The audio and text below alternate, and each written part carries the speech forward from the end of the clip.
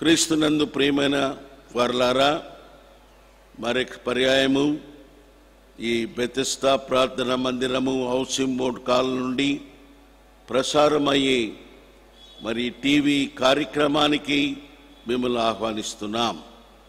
మరి ఈ దినము మన యొక్క కార్యక్రమంలో అంశం ఏంటంటే నూతన సంవత్సర వాగ్దానాలు.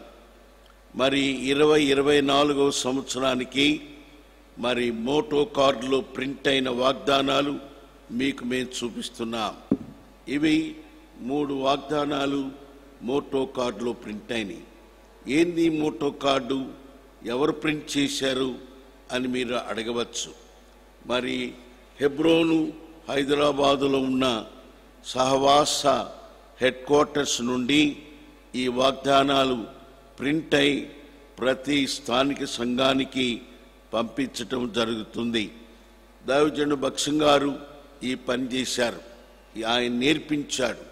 దేవుని వాక్యములో నుండి ఒక వాగ్దానాలను మరి వ్యక్తికి వాగ్దానము, కుటుంబానికి వాగ్దానము, స్థానిక సంఘానికి వాగ్దానము, మరి సహవాసానంతటికీ వాగ్దానం. అనగా ఈ సహవాసములో మరి ప్రపంచములో ఎక్కడ ఏ ఏ స్థానిక సంఘాలు ఉన్నాయో వాటన్నిటికి కూడా మరి ఇదే రకమైన వాగ్దానాలు మరి పంపించబడతాయి. ఈ మోటో కార్డులో ఉండేటువంటి ఈ 3 వాగ్దానాలు ఈ సంవత్సరము మరి ఏ తలంపు మీద ఇవ్వబడిందంటే సమాధానము, శాంతి, శాంతి సమాధానం అనే తలంపు మీద ఈ సంవత్సరము మోటో కార్డు వాగ్దానాలు తీసుకోవటం జరిగింది. నిజమే, ప్రభువు మన యొక్క అవసరత ఎరిగిన వాడై మరి ఈ సంవత్సరం ఈ వాగ్దానాలు ఇచ్చాడు. ఎందుకంటే మరి చాలా సంవత్సరాలుగా దేవుని ప్రజల మధ్యలో మరి దేవుని యొక్క సేవా పరిచర్యలో సమాధానము లేని పరిస్థితులు చోటు చేసుకున్నాయి. అయితే ప్రభువు స్తోత్రాలు, మనల్ని ప్రేమించి ఈ సంవత్సరము 2024లో దేవుడు మన మధ్యలో మరి తన సమాధానాన్ని మనకి ఇవ్వాలని దేవుడు కోరుతున్నాడు. మరి ఈ 3 పోయిన వారం మనము ఒక వర్తమానాన్ని పొందాం, దేవుని సమాధానము అనే అంశం మీద. ఆ సమాధానాన్ని పలు అంతస్తులలో, పలు రీతులలో ప్రతి విశ్వాసి అనుభవించాల్సింది పోయినసారి మనం చూచాం. ఈ దినం మనం అది మరి మోటో కార్డులో ఉన్న 3 వాగ్దానాల్లో ఒకటైన మధ్యలోని వాగ్దానం, నా శాంతిని మీకు అనుగ్రహించుచున్నాను, యోహాను 14:27. ఇది పోయిన వారం ధ్యానించాం. ఈ వారం మనం ఏం ధ్యానిస్తున్నానంటే మరి మోటో కార్డులో ఉన్న మొదటి వర్తమానం ఏందది, సమాధానకర్తయగు దేవుడే మిమ్మును సంపూర్ణంగా పరిశుద్ధపరచునుగాక. 1 తెస్సలోనికైలు 5:23. ప్రియులారా గమనించండి, సమాధానకర్త అని మనం చెప్పినప్పుడు ఆయన మొదటగా సృష్టికర్త అనేది మనం తెలుసుకోవాలా. కనుక బైబిలు మరి ఆది కాండము 1 అధ్యాయాలలో సృష్టికర్తగా దేవుడు సృష్టిని ఎలాగా సృష్టించాడో దేవుని వాక్యములో తెలియపరచబడింది. సృష్టికర్త అయిన దేవుడు నరుని సృజించినప్పుడు నేల మంటితో మరి రూపం చేసి వారి నాసికారంధ్రాల్లో ఆయన యొక్క జీవవాయువును ఊదగా నరుడు జీవాత్మాయనని లేఖనాలు చెప్తున్నాయి. అంటే అర్థమేంటి, ఇక్కడ మనకు 3 భాగాలుగా మనము సృష్టించబడ్డాం. మరి విధంగా చెప్పాలంటే మనలను దేవుడు 3 ఫ్యాకల్టీస్గా చేశాడు. 3 భాగాలు ఉన్నాయి. ఏందా 3 భాగాలు? ఆ 3 భాగాలు 1 తెస్సలోనికై పత్రిక 5:23లో చూస్తాం. మీ ఆత్మయు, మీ జీవమును, మీ శరీరమును. 3 భాగాలండి. అనగా ప్రాణ, ఆత్మ, శరీరాలు 3 భాగాలు. ఇవి ఎక్కడి నుంచి వచ్చినాయి? నేను మొదట్లో చెప్పినప్పుడు సృష్టికర్త అయిన దేవుడు మనలను 3 భాగాలుగా చేశాడు. దేవుడు వాక్యం చెప్తుంది, మరి నరుని మన పోలిక చొప్పున చేయుదమన్నాడు. మరి దేవుని పోలిక చొప్పున మనం చేయబట్టంలో ఆ తలంపులో కొన్ని అర్థాలు ఉన్నాయి. వాటిలో ఒకటి ఏంటంటే దేవుడు త్రిత్వము, అనగా తండ్రి, కుమార, పరిశుద్ధాత్మ త్రియేక దేవుడు. అలాగే నరుని కూడా మరి త్రియేక పరిస్థితిలో సృష్టించాడు. 3 ఫ్యాకల్టీస్ ఒకే వ్యక్తిలో, అనగా మనలో 3 భాగాలు ఉన్నాయి. ఒకటి మన యొక్క దేహం, మట్టితో, నేల మంటితో దేహాన్ని చేశాడు. అందును బట్టి ప్రసంగి 12 అన్నాడు, మన్నైనది తిరిగి మంటికి పొంగును. మరి 2 ఆయన మరి నాసికారంధ్రములలో తన జీవాయువును ఊదగా నరుడు జీవాత్మాయుడు. జీవము, ఆత్మ అనేది ఈ యొక్క మంటితో చేయబడిన శరీరములోనికి దేవుని జీవాయువు ద్వారా మనకు అనుగ్రహించబడింది. తద్వారా ఇప్పుడు మనము 3 భాగాలు కలిగి ఉన్నాం. 1 శరీరము, 2 జీవము, 3 ఆత్మ. ఇంగ్లీష్లో బాడీ, సోల్ అండ్ స్పిరిట్. అయితే ఇది మొదట్లో జరిగింది. దేవుడు సృష్టించినప్పుడు మరి ఈ కార్యం జరిగింది. తల్లి గర్భంలో కూడా మనం రూపించబడినప్పుడు, మనం తల్లి గర్భంలోంచి బయటికి రాకముందే ఈ 3తో మనం ఉన్నాం. గుర్తుపెట్టుకోండి.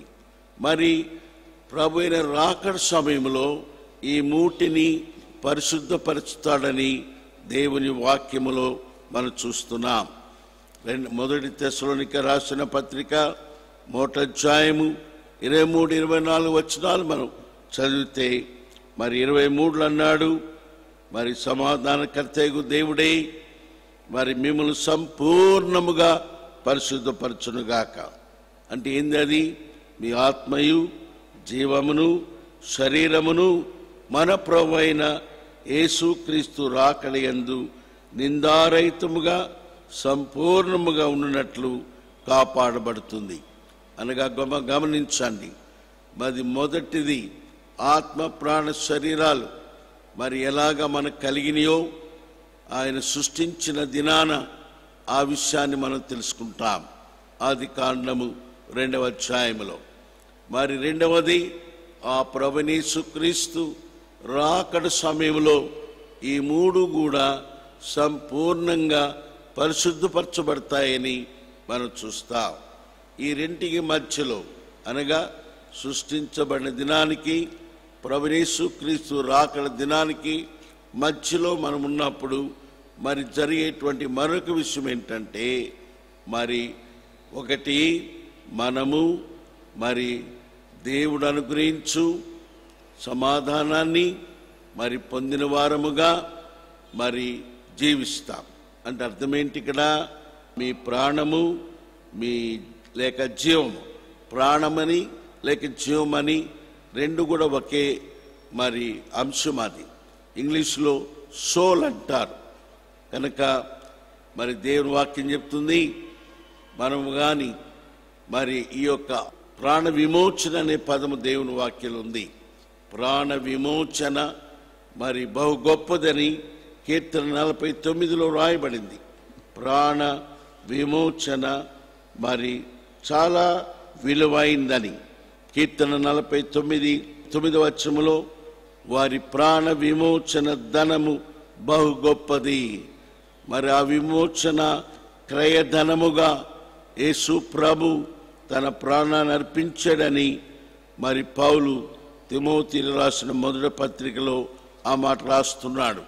కాబట్టి ప్రాణము విమోచించబడేటానికి కనుక ప్రాణ విమోచన, దేహ విమోచన ఇవి 2 మరి ఒక విధమైనవి. ఆ తర్వాత ఇది ఎప్పుడు జరుగుతుంది? మనం ఈ లోకములో ప్రభు రాకముందే మరి జీవించే కాలములో ఇవి 2 మన అనుభవాలుగా మనము మరి నిశ్చయపరచుకోవాలా. ప్రాణము విమోచించబడింది, దీన్ని మరి రిడెంప్షన్ అంటారు, రిడెంప్షన్ ఆఫ్ ద సోల్ అంటారు. 2వది దేహము విమోచించబడింది. మరి ఇప్పుడు మనం చూచాం కీర్తన 49లో ప్రాణ విమోచనని, దేహ విమోచనని.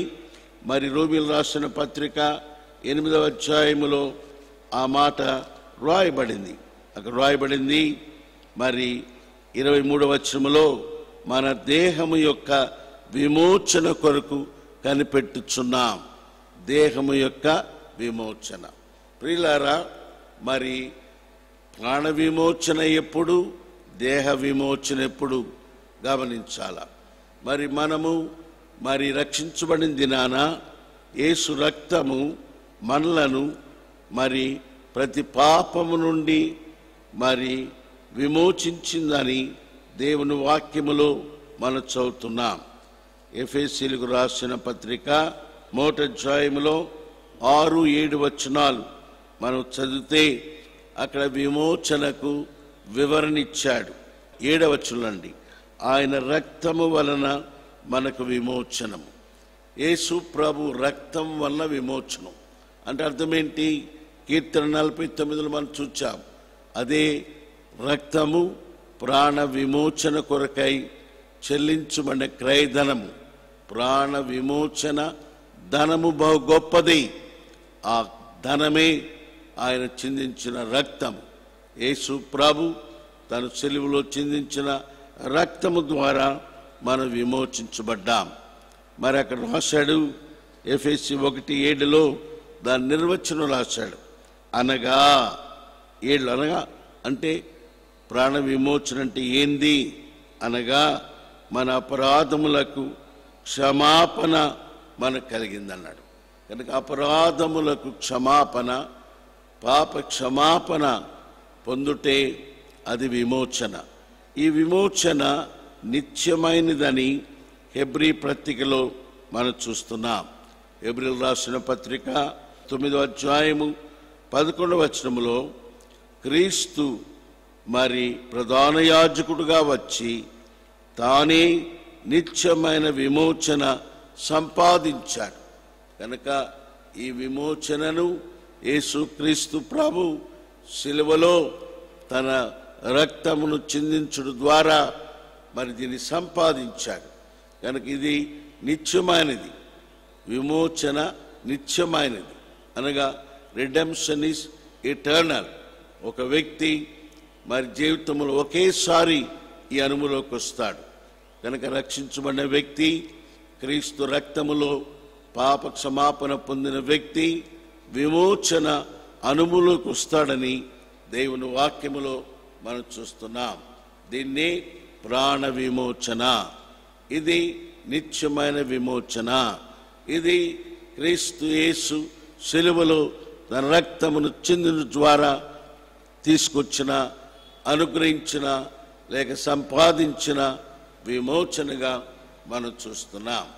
మరి విమోచించబడినటువంటి వ్యక్తి మరి శరీరముతో జీవిస్తాడు.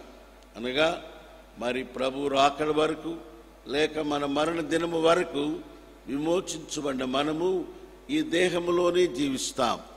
ఈ దేహములో రక్త మాంసములతో కలిగిన శరీరము, దీనికి శోధనలు ఉన్నాయి. ఇది మరణానికి లోనైంది, ఇది వ్యాధికి లోనింది. The body is subjected to temptation, sickness and death. మరి దీని నుంచి విడుదల పొందాలా అనగా మానవునికి శోధన నుంచి ఎప్పుడు విజయము, రోగము నుంచి ఎప్పుడు విజయము, మరణము నుంచి ఎప్పుడు విజయము? దేవుని వాక్యం చెప్తుంది, ఆ విమోచన కొరకై మరి సృష్టి మిగులు ఆశతో కనిపెట్టుచున్నదని రోమీయులకు రాసిన పత్రిక 8వ అధ్యాయములో తెలియచేయబడింది.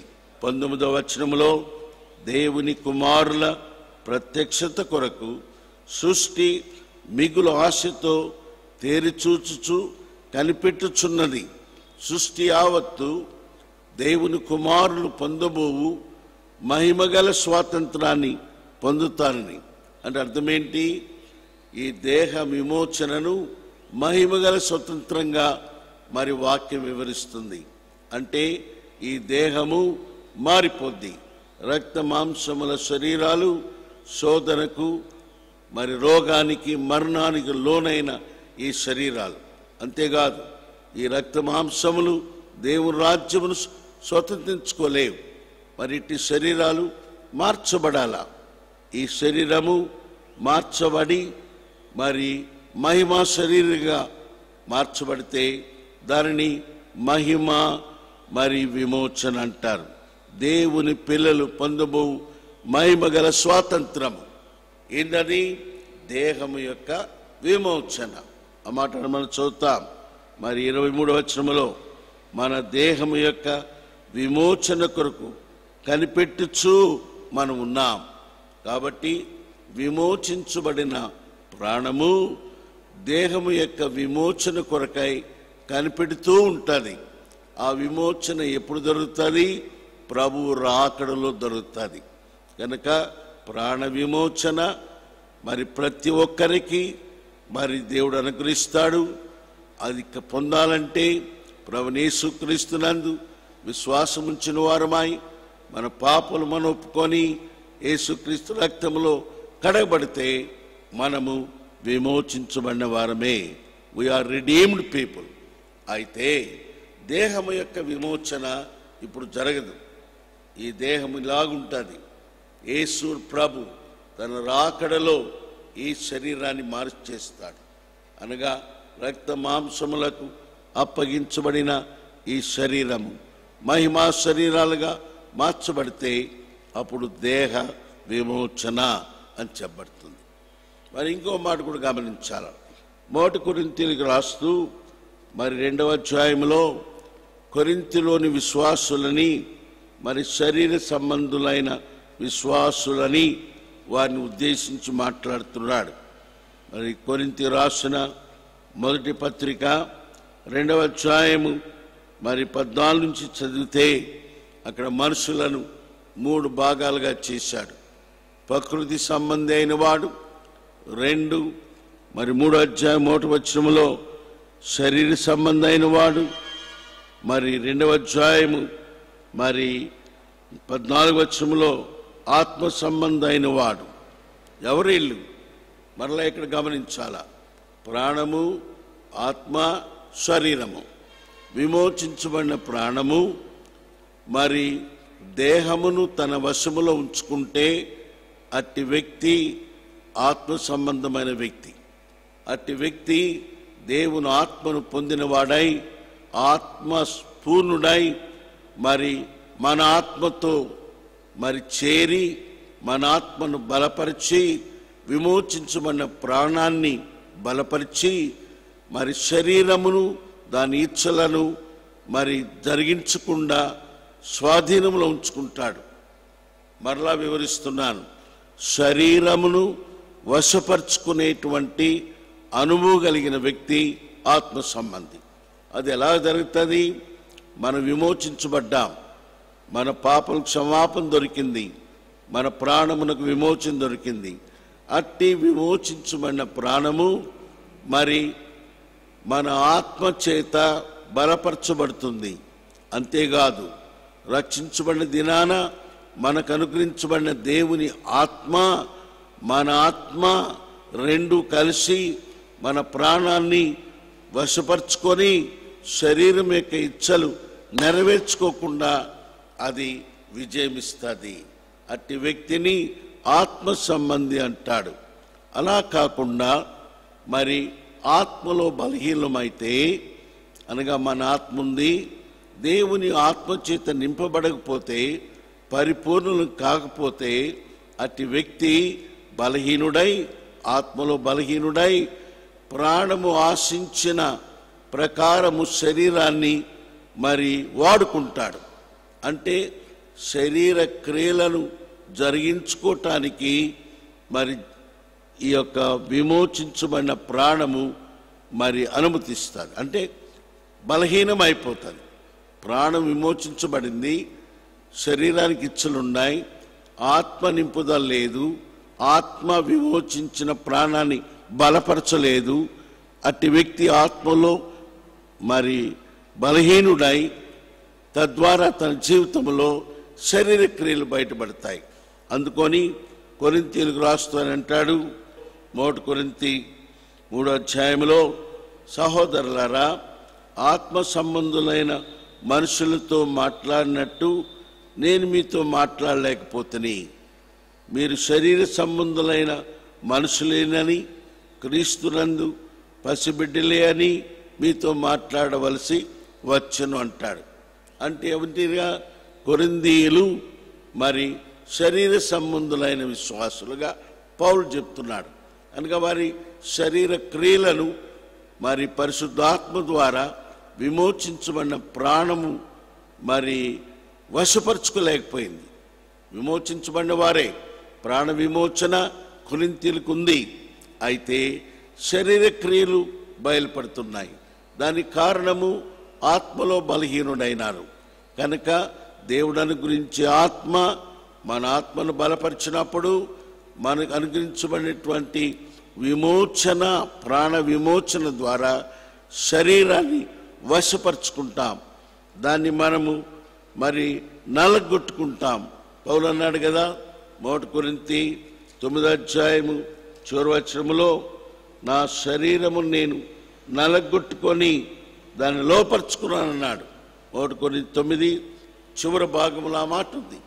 కాబట్టి మరి ప్రాణ ఆత్మ శరీరాలలో మరి ప్రాణము, విమోచించబడిన ప్రాణము ఆత్మ వైపు చేరి మన ఆత్మను, మానవుని ఆత్మ వైపు ఐక్యమై దేవుడు అనుగ్రహించు పరిశుద్ధ ఆత్మతో బలపరచబడితే శరీరము వశపరచబడుతుంది, శరీరము లోపరచబడుతుంది. కాబట్టి శరీరము దాని ఇచ్చలను నెరవేర్చుకోలేదు. అట్టి వ్యక్తి మరి ఆత్మ సంబంధిగా దేవుని వాక్యంలో చూస్తున్నా. ఆత్మ సంబంధి కానివాడు, మరి ఆత్మ పూర్ణత లేనివాడు, మరి బలహీనుడైన వాడు, మరి శరీరాన్ని వశపరుచుకోలేని వాడు మరి శరీర సంబంధిగా దేవుని వాక్యములో తెలియచేయబడుతుంది. కనుక ఇది 2వ తలంపు. 3వ తలంపు, ప్రభువు వచ్చినప్పుడు ఈ 3 కూడా పరిశుద్ధపరచబడతాయని దేవుని వాక్యము సెలవిస్తుంది. మరి 3 తిమోతి 5వ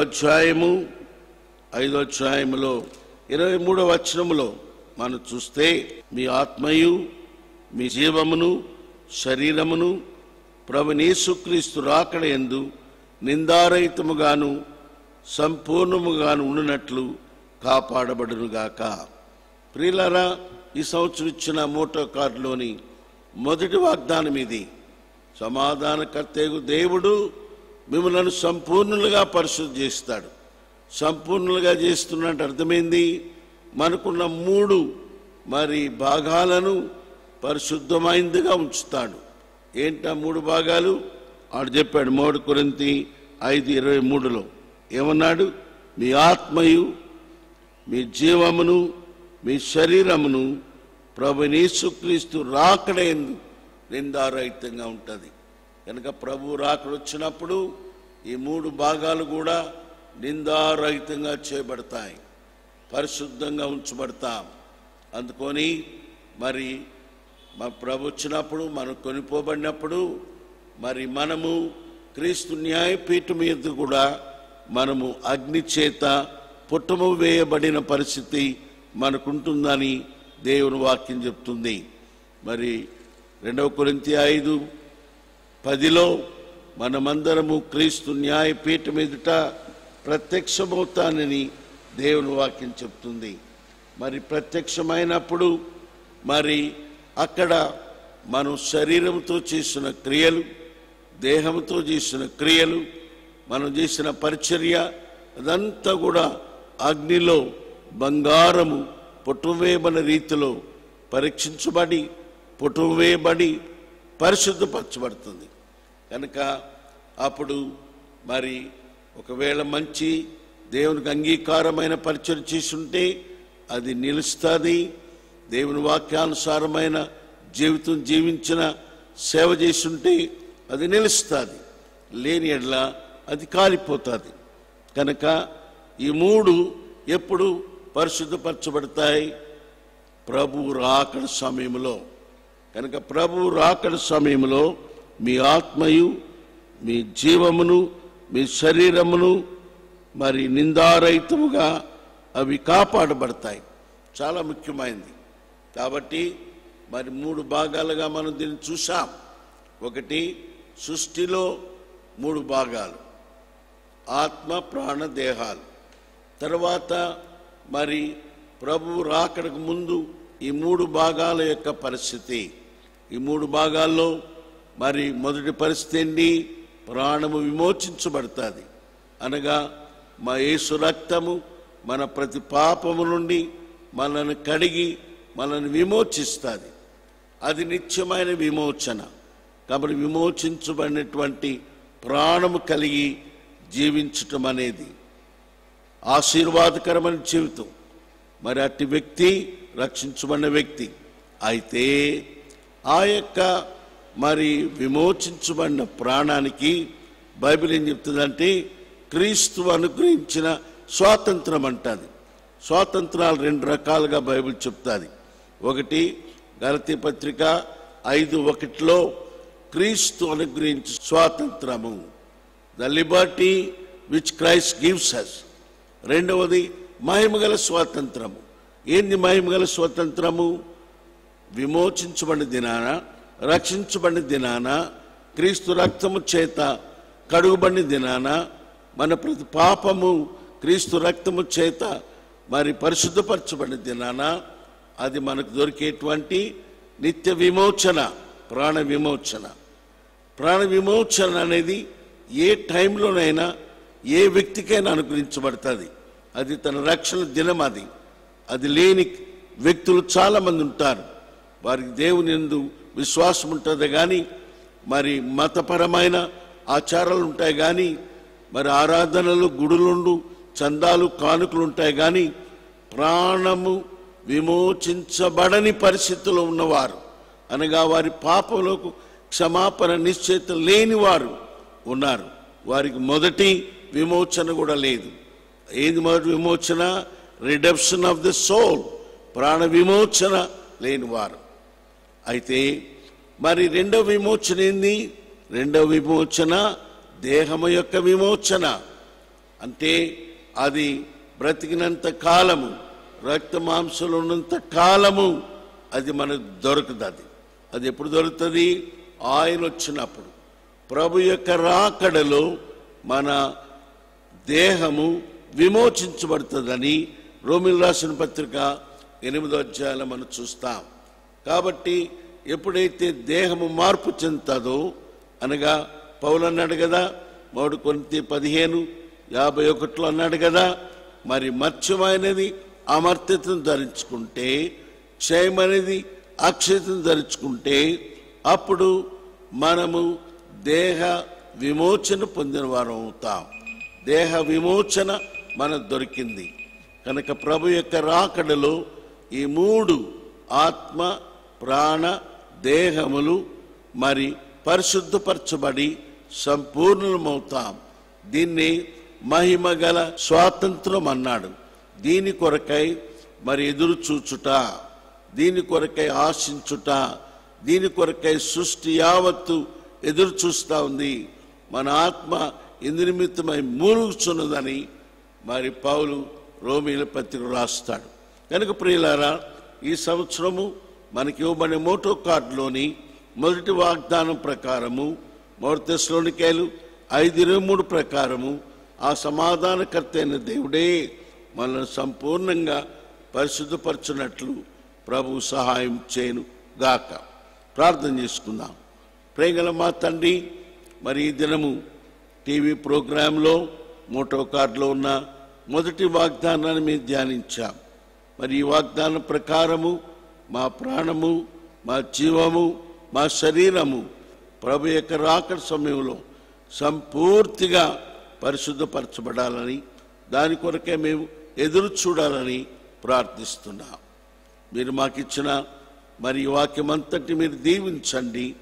మా జీవితంలో మరి అట్టి ఆత్మకార్యము జరిగించమని యేసు ప్రభు నామములో ప్రార్థిస్తున్నాము తండ్రి. Amen, amen.